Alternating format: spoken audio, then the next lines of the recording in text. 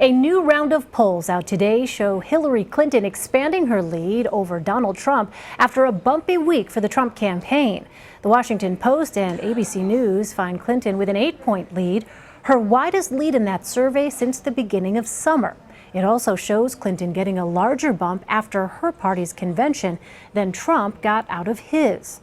And our CBS News Battleground Tracker shows Hillary Clinton leading Trump by 12 points in the battleground state of Virginia, which now looks like less of a battleground state.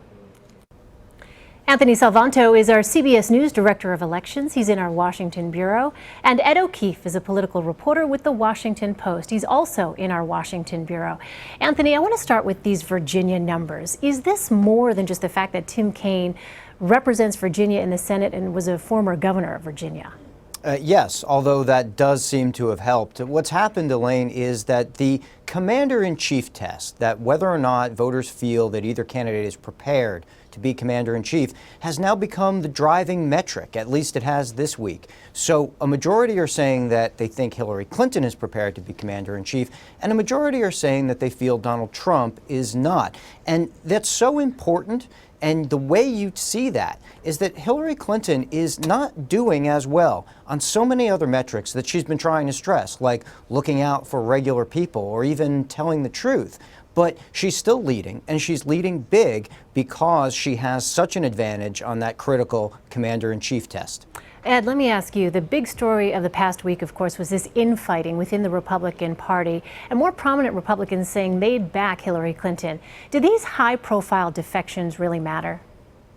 Not necessarily, especially because they're known. They're people who end up in news reports or on TV news shows, but they're not necessarily widely regarded or respected by a wide swath of Republican voters and voters overall. I think until or unless we see, sitting governors or sitting senators and congressmen who are not retiring from office this November starting to say these types of things, will it really resonate and really give, I think, more Republicans pause. He's doing poorly as it is right now, or worse than Clinton, at least, in maintaining support among Republicans. In our PostABC polling, he only had 83% of Republicans on his side compared to 92% of Democrats for her. That shows you that there's, a good chunk of Republicans who are either not with him or still skeptical about whether or not they could vote for him. Anthony, when you look at various surveys, it seems like many voters are more concerned about Trump than excited about Clinton. How much does that matter?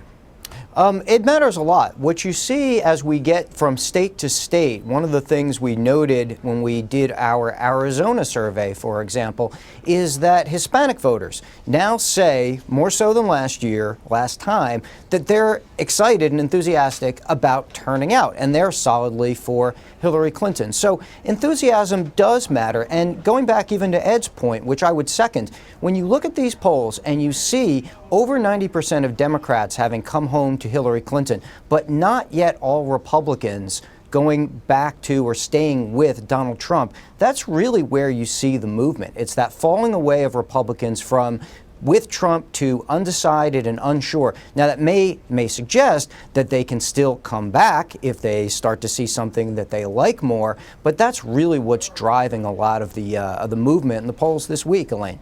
Ed, Donald Trump has clearly been targeting white working-class voters for much of his campaign. How critical is that group? Absolutely critical for him because he's doing so poorly among blacks, among Hispanics, and among women generally. Again, looking at the numbers we have out today in this post-ABC poll, there's a real stark divide now among white voters without college degrees and those that have a college degree. He's winning among whites without college degrees like 58 to 33%, pretty decent margin there. But Mrs. Clinton now is beating Mr. Trump 50 to 44 among whites with college degrees. That's usually a group of folks that trends Republican. And his lead among college-educated white men is down into the single digits, which is worse than it was for Mitt Romney 4 years ago. If he cannot maintain wide margins among white voters, he's setting himself up for a pretty uncomfortable, pretty embarrassing loss probably for Republicans. All right. Ed O'Keefe and Anthony Salvanto, let's see what this new week brings. Thank you both so much. Take care.